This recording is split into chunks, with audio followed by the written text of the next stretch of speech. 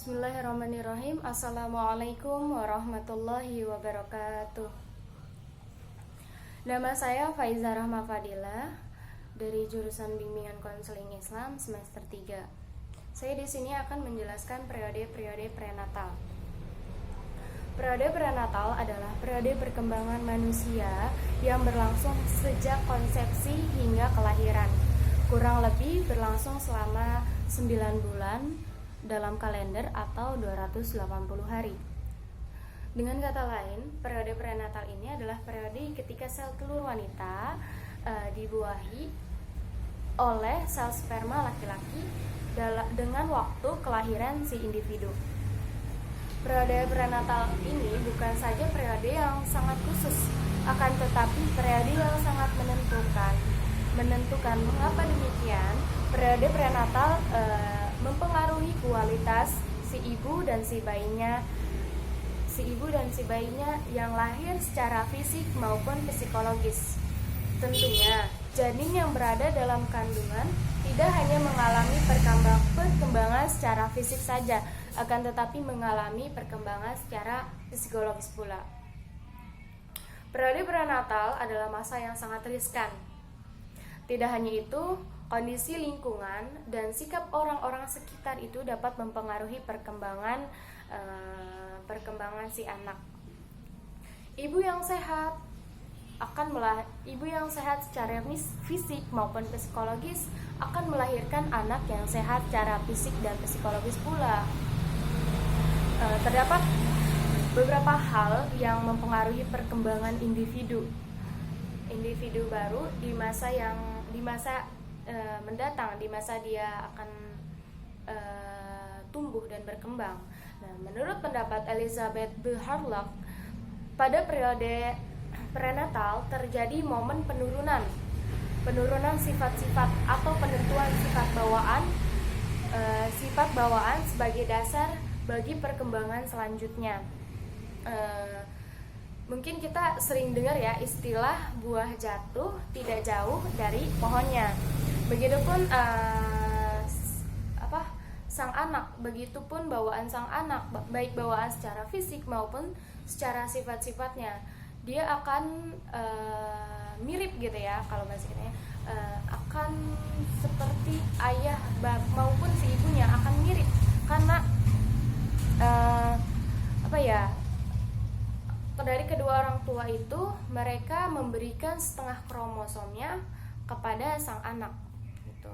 Sering juga kita mendengar mitos bahwa kalau penentuan jenis kelamin itu dapat dilihat dari sikap si ibu yang sedang mengandung gitu ya.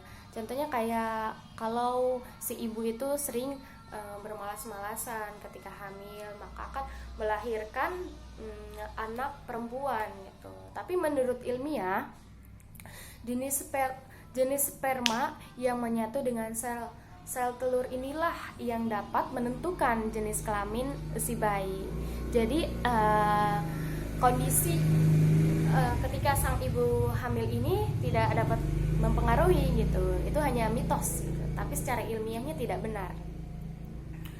Karena tapi kalau kita ingin melihat anak kita ini dia akan lahir secara kembar ataupun tidak gitu, dapat dilihat dari jumlah dari sel telurnya. Dari sel telurnya kita mau lihat nih anak kita jumlahnya ada berapa, ataupun kita akan mau lihat anak kita ini kembar atau enggak gitu ya. Itu dapat dilihat dari sel janinnya gitu ya. Terus hubungan yang mesra antara ibu dan janin serta perasaan kasih sayang yang diberikan akan memudahkan sang ibu menanamkan hal positif kepada anaknya kelak gitu. Jadi ketika sang ibu dia selalu berpikiran positif, selalu menenangkan hatinya ketika dia hamil. Kan kebanyakan kalau ibu-ibu sedang hamil itu emosinya gitu ya, tinggi gitu, sering emosian gitu kalau kebanyakan sih dengar gitu. Itu dapat mempengaruhi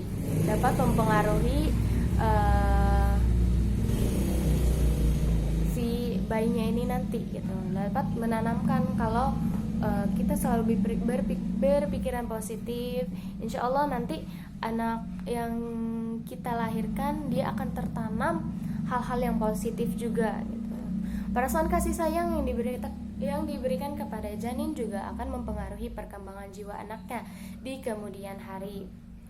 Nah, kalau kita saling memiliki perasaan kasih sayang gitu, insya Allah nanti anak yang kita lahir juga dia akan memiliki perasaan dan kasih sayang seperti ketika kita melahirkan dia gitu, melahirkan si anak itu. Kondisi ibu yang sedang hamil dan kondisi janin sangat krusial, sangat krusial, sangat menentukan gitu ya. Hendaknya ibu yang sedang hamil tidak hanya mempersiapkan segala sesuatunya dari segi finansial atau material.